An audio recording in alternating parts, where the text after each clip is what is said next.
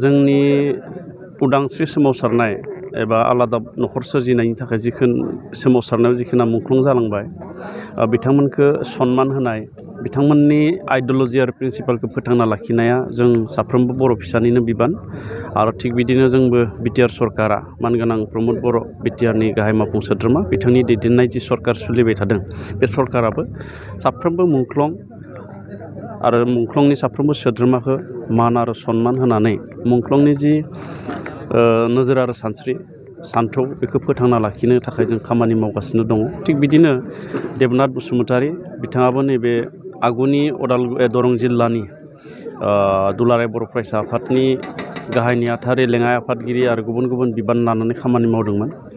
बे समाव बिथाङा अबथिरा सुथुरनि आखायाव मुंख्लं जानांदों आरो बेखौनो उदालगुरि जिल्ला एबसुआ बोसोरफ्रोमबो बे 7 फेब्रुवारियाव बिथांनि मुंख्लं सानखौ फालिबाय थादों आरो देग्लाय बिथांनि 33थि बोसोर मुंख्लं सान आरो दिनै बेहाय जोंनि बिटिआर सरकारनि लाइब्रेरि डिपार्टमेन्टनिफ्राय मोननाय जि भिलेज लाइब्रेरि एबा गामि बिजाब बाख्रि बेखौ बे थावनियाव जों बानायदोंमोन आरो बेखौ दिनै आं बेखेवनाय जाबाय आरो बेवहाय माखासे खामानि दंबावो। लोगोसेयैनो मुंख्लं देबनाथ बसुमतारी बिथांखौ फबनाय जि थावनि बे थावनिखौ जोङो नैबे बोसोराव मुंख्लं गार्डेन महरै जों बानायगोन। बेयाव गोबां खामानि मावनो गोनां दङ। आर्ट फिलिंनिफ्राय लानानै बाउन्डारि वाल आरो बाय सलार आरो बिथांनि जि फबनाय थावनि बे फबनाय थावनिखौबो साजायनांगौ बानायनांगौ दङ। बेखिनि बिबानखौ आङो बिटिआर सरकारनिफ्राय बिबान लादों। लोगोसेनो जों आसाम बिधान सभानि बुंथिगिरि लोगोसे बिथांनि बे समस्तिनि लकेल एमएलए बिथांजोंबो जों सावरायनानै बिथांनिबो जोङो मदद लागोन।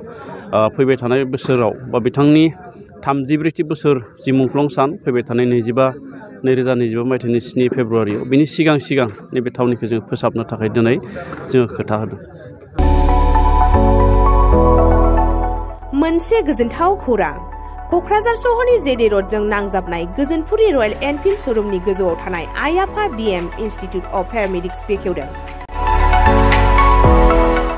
बे आइ आफा बिएम इन्स्टिट्युट अफ पेरामेडिक्सआ नोंथांमोननो लानानै फैदों देहा जोथोन लाखिनायनि माखासे आयदाफोरनि 2024-2025 मायथाइनि मुं थिसननाया फैगौ 15 जानुवारिनिफ्राय जोबथा मार्च दानसिम सोलिगासिनो दङ।